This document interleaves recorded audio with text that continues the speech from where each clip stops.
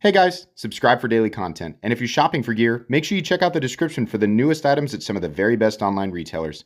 There's also links for some of the items that I personally recommend. Thanks! What's going on YouTube? Metal Complex here, and today I've got a short little knife review to share with you guys. This is the Kubey Momentum that is a front flipper, but it also has thumb studs, which is pretty cool. This is a budget knife that is definitely available right now in a few different color setups. So if you don't like this, don't worry, there's other colors. I will link this right down below so you guys can check it out if you want to. Thanks to my patrons who are supporting me right now, and please make sure to follow me on Instagram at metal_complex. Let's go ahead and get a measurement of this guy. Overall length of the Kubey Momentum is coming in at 8 inches with a 3.5 inch blade. Cutting edge is coming in at about a little shy of 3.25. Let's go ahead and do just a couple of size comparisons here up against the Ontario Rat Model 1 and the Ontario Rat Model 2. You can see here, Kubey Momentum coming in somewhere in between. The Momentum is definitely a full-size knife, though. We'll just do a couple more up against the Spyderco Para 3. I normally put it down below, but I'm going to put the Bug Out down there and the Benchmade Bug Out. So let's go ahead and talk about the action here. Holy moly. Really nice. Really nice. Properly tuned detents, false shut, not in like a loosey-goosey kind of way. No, very high quality. Thumb studs, perfectly placed. This is great. And here's the thing. It's not a dedicated front flipper. It's a front flipper that has the option for thumb studs. So I'm going to say this right now. For anybody who has ever been interested in trying a front flipper, but you're afraid you're going to hate it, right? And you're like, so many of these things are front flipper only knives. This one has thumb studs. So if you don't like using the front flipper, you can kind of mess around with it when you want to. But when you want to open it the way that you're used to opening a knife, which for a lot of people is thumb studs, you have that option. This is done very well. It's very easy to manipulate. And I think this is a great first front flipper for a lot of people. That's going to do it right there. And I'm going to be honest with you, the rest of this review is pretty good, but we're going to go ahead and do it anyway. Let's go ahead and put it up against the Spyderco Para 3. You can see it's a little bit thicker than the Para 3, length and height up against the PM2 and Para 3. There it is. I was looking for it. Yeah, it's a little longer than the Para 3. Definitely nowhere near as tall as either the PM2 or the Para 3, and definitely not as long as the PM2. So not an overly cumbersome knife. Let's take a look at the inside. There is a little bit of milling going on this side. These are steel liners. See some holes in there. That's good. Definitely a little bit of weight reduction. Weight. What are we looking at for materials? We're looking at G10, steel, and, well, for the liners, the pocket clip and the hardware, and then D2 for the blade. Weight is coming in fairly heavy at 4.44 ounces. Not perfect ratios, but then again, it's still a 4.44 ounce object, and your cell phone weighs a lot more than that, and probably some of the other crap that you insist on carrying around day to day. So, unless you are in wind pants that you have cut into Daisy Dukes, or you have wrapped yourself in newspaper or something like that, you'll probably be okay putting this thing in your pocket. Pretty much as long as you're wearing pants. It is still going to be a little bit heavier than what some people are used to, and it might be illegal for some people, so just keep that in mind, right? Do with that information what you will. Let's go ahead and do a hardware check, get out my tools. As per usual, my tools are very inexpensive and very recommendable. You can find them right down in the section of my description that talks about the tools I use in this channel. The pivot. Oh, the pivot's bigger than I thought. That's probably a T10. Nice. I like T10 pivots. T10. It was an odd break. I've been talking constantly for so long that there was a weird silence. People who turned me on to fall asleep woke up just now. What? Why isn't he talking?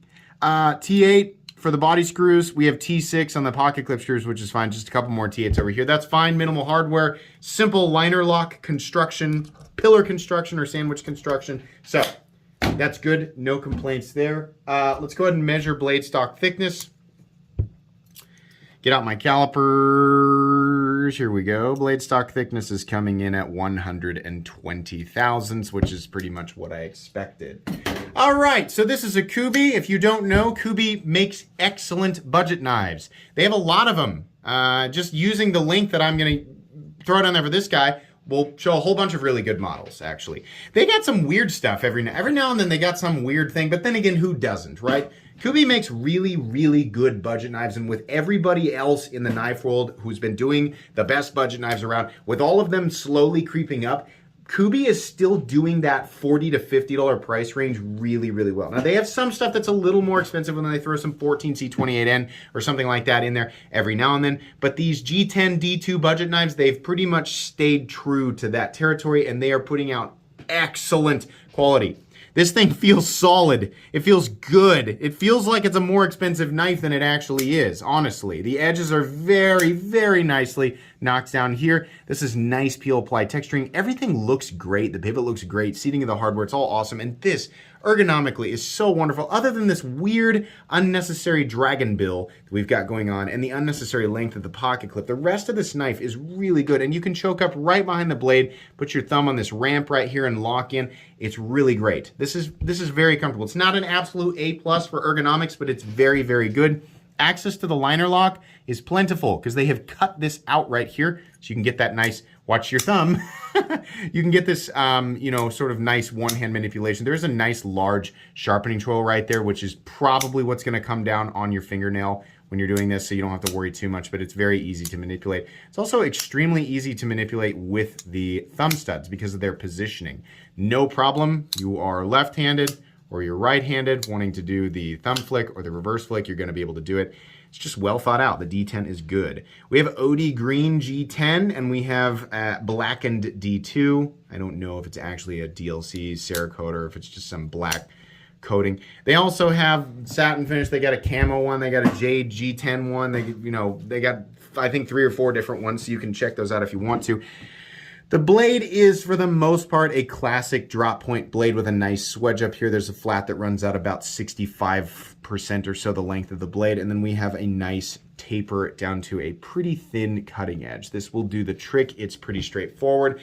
This is kind of the geometry of choice for a generic budget knife, and it has been for a long time, right? This is one of those knives that is, it's got a couple of unique features, but it's really just like knife. Like it's just a slight variant of the most stereotypical knife, right? So in that sense, like, yeah, there's a lot of other things out there that look like this, but does that mean it's copying anything? No. There's too many things. Like, let me give an example of a copy. That pocket knife that is literally a folding scythe or a folding sickle, that custom that was like 1,000. When some Chinese company copied it and turned it into a gas station junker, and they copied the lines of that. That's a very unique profile. That is a copy. This straight handle, sort of pill shape or rectangle shaped handle with a drop point blade and a notch cut in it, not copying anything because there's a bajillion things out there that look exactly like this. But Kubey did this one nicely. It's good. Nothing wrong with the blade, nothing wrong with the billboarding or anything like that. This is the designer, and I feel like I've seen it before. I'm just not super familiar with this person. So I'm sorry about that, but I do want to give them credit. So there you go. That's the person who designed it. Let's go ahead and move down here. We have a left-handed mounting position for the pocket clip. So lefties, you can still, manipulate this. And I'm sure lefties at this point, you're used to dealing with right-handed liner locks. I mean, I'm not left-handed. This is pretty easy to manipulate. Not that bad, right? Be better if they made a lefty version of it, right? It'd be better if everything in the knife world had a lefty version of it, but it's just not the case. So lefties they kind of get shafted, It's just the way that it is. There is a lanyard hole, so there you go, lanyard people. You have your hole. And then the pocket clip is actually a nice depth. What I don't like about it is this unnecessary, abrupt sort of maleficent dragon face that we've got going on at the end. And it's also too long. It doesn't need to be this long, right? It goes right into the palm of your hand. It's the length and that bill, right? Not terrible, but it's just kind of frustrating. Still, no reason to wave this off at all. It's a pretty typical pocket clip shape. In and out of the pocket, fairly easy. That bill will fight you a little bit on some pocket seam thicknesses, but for the most part, you'll be okay. Stop pin is located here. There's no shouldering. It's just a angled area. It's pretty flat. No blade play, up, down, left, or right. No lock stick, no pivot lash, super smooth. And we are extremely close to centered. I'm betting it just needs a turn because I have been flipping and flipping and flipping this thing. And using a front flipper, that's a lot of force. That is, whoops, it's T10. it's a lot of force. And so if the pivot, needs some Loctite, add some Loctite. Don't send your knife back if the pivot, somebody told me the other day, they were like, my new knife came in and I flipped it about 50 times and the pivot started to back out. So I sent it back. Okay, Karen, put some 242 on it. Are you serious? Every knife in existence, the pivot will eventually back out. Sure, some knives will take 1,000 or even 5,000, but listen, that's physics. It's just how it's gonna work. Put some 242 on it. Let it sit overnight. Send your knife back. Can you imagine? I sent my knife back because the pivot. Or just get some tools. Are you kidding me? God, I couldn't believe that. That wasn't a common comment. That was, it was a pretty rare situation. Yeah, okay, it's centered now. Do we still have that crazy, it's a little bit tighter, but it's still it's still very smooth for sure. Okay, so yeah, there you go. Fit and finish tolerances, they're all good. Easy review. Yeah, this is recommendable. The only issue some people are going to have with it is it's going to be a little bit big. It might be illegal, right? Some people aren't going to like the clip, but for the most part, honestly, specifically to people, like if you're looking for a budget knife, this is a great option, right? It's a good design. Specifically for people who have been curious about front flippers but don't want to dedicate, like spend $50 on a whole knife, right?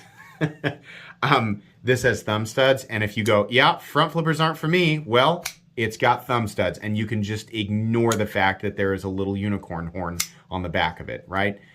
It's really not going to get in your way. This is a great knife. Will make a good tool. Absolutely highly recommend it. So this is going to go in my cheap knives I like playlist. It's also going to go in my most recommended knives playlist. So thank you very much to Kubey for sending this in. They did give this to me. So as is the case with pretty much everything that's given to me, I will give this away during a live stream at some point. So if you're not subscribed and you like that idea, subscribe, because I go live every weekend and I usually give stuff away. Like I said, linked right down below so you can check it out along with other Kubey knives. Please make sure to follow me on Instagram at metal_complex. If you enjoyed this video, leave a like. If you'd like to check out my other content, I do, of course, have lots of videos of knives that are either expensive or inexpensive that I do or don't like, so check those out. And if you enjoy all my content, go ahead and click on the Metal Complex logo right there and subscribe, because there's definitely more coming. Thanks again for watching, everybody, and have a great day.